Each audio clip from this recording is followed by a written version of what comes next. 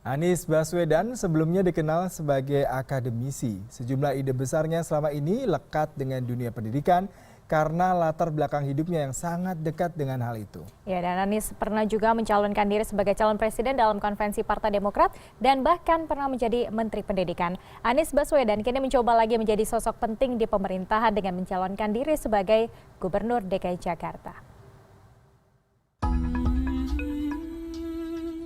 Anies Baswedan lahir pada 7 Mei 1969 di Kuningan, Jawa Barat.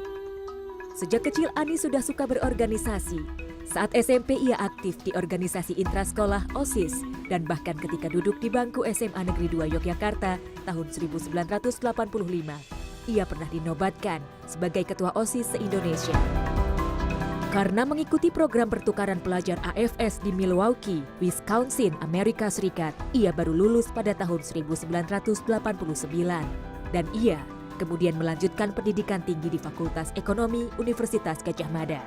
Di Kampus Biru, ia didapuk menjadi ketua Senat pertama setelah Senat UGM sempat dibekukan pemerintah Orde Baru. Pada tahun 1996, Anies melepas masa lajang, menikahi teman kampusnya, Ferry Farhati Ganes. Dari pernikahan ini, Anies dikaruniai 4 anak. Anies beberapa kali menerima beasiswa pendidikan ke luar negeri. Salah satunya beasiswa program doktoral dari Northern Illinois University, Amerika Serikat pada tahun 2004.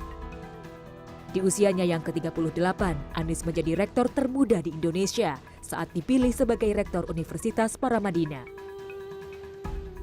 Salah satu ide yang membuat Anies Baswedan semakin dikenal adalah ketika mendirikan Yayasan Gerakan Indonesia Mengajar. Gerakan ini mengirim anak-anak muda untuk mengajar di sekolah dasar di daerah terpencil.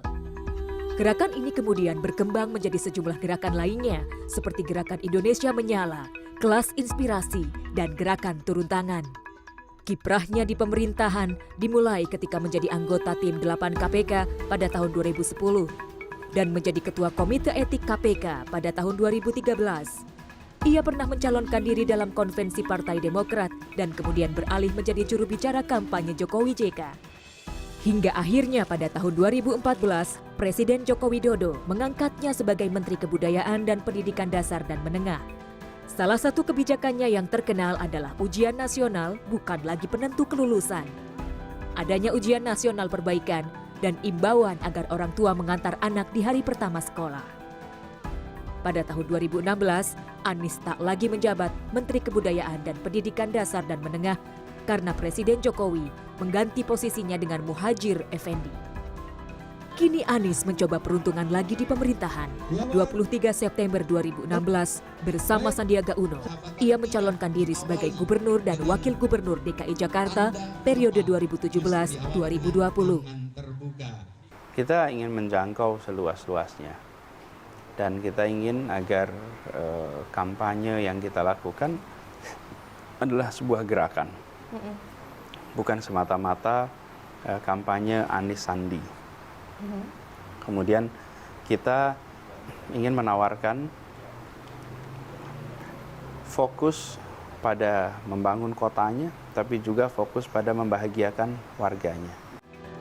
Salah satu alasan mengapa Anies mencalonkan diri sebagai Gubernur DKI Jakarta adalah karena ia merasa saat ini Jakarta memerlukan pemimpin yang bersih, berintegritas, tidak terlibat korupsi dan politik. Menurutnya, Jakarta membutuhkan pemimpin yang tidak mempunyai beban untuk mendorong perubahan ke arah yang benar. Julung Sintawati, CNN Indonesia.